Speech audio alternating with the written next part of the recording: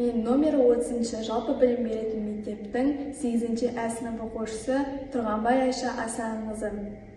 Табиғат біздің қоршаған ортамыз. Ол бізге өмір, ауа, сұлулық сыйлайды.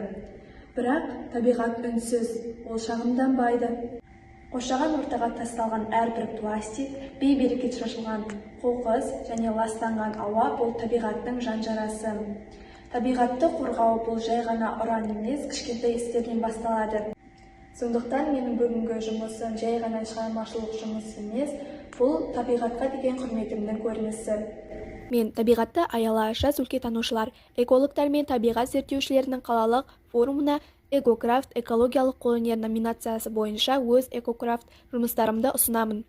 Менің ұсынып отырған жұмыстарым қалдықсыз технологияға негізделген, яғни қоршаған ортаны ластап, экожүйеге зиян тигізетін тұрмыстық қалдықтардан жаңа бұйымдар жасаймын және қайта өңдеуге болатын материалдан ұлттық құндылығымыздың эко-кәжекей тігемін.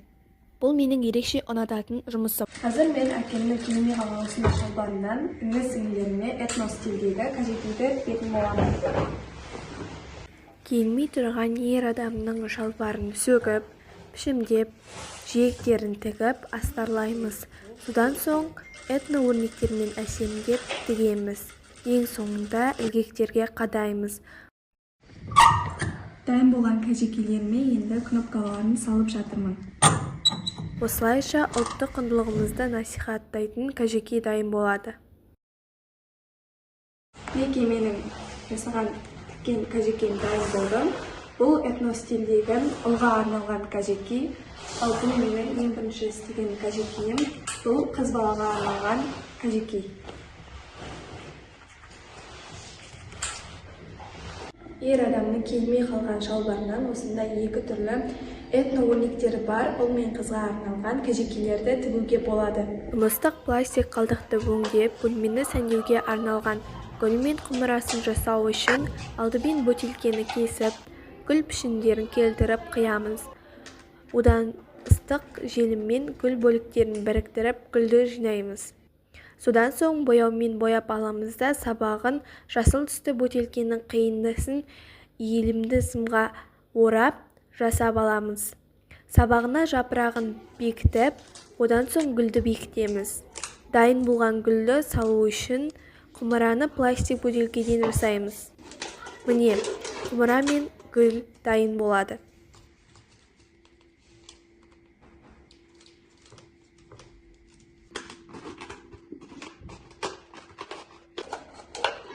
Тұрмыстық пластик бөтелке қалдықтарынан осындай әдемі гүл шоқтары мен гүл салатын вазасын жасап шығаруға да болады. Тағамдық жаңғақ қабығынан бөлмеге арналған картина дайындау үшін картон қағазға ыстық желіммен гүл пішініне келтіріп, жаңғақ қабықтарын желімдейміз. Одан соң сабақтарын жасаймыз, жапырақтарын жапсырамыз. Гүлдерді, жапырақтарды түрлі түске бояймыз. Дайын болған картинаны қатты қағаз картонға ыстық желіммен бекітеміз. Осылайша бөлмеге арналған әдемі картина дайын болады. Тұрмыстық қатты картон қалдықтарынан және тамақ қалдықтары жаңғақ қабықтарынан осындай гүлдермен әсемделген, гүлдердің суреті бейнеленген бөлме картинасын шығаруға болады. Біз бүгін тек бұйым жасаған жоқпыз. Біз табиғатқа деген көзқарасымызды өзгерттік. Әрбір қайта пайдаланылған зат үміттің белгісі. Әрбір кішкентай әрекет үлкен өзгерістің бастауы. Табиғат бізге аманат, оны қорғау парыз. Қалдыққа екінші өмір сыйлау арқылы біз болашаққа таза әлем сыйлай аламыз.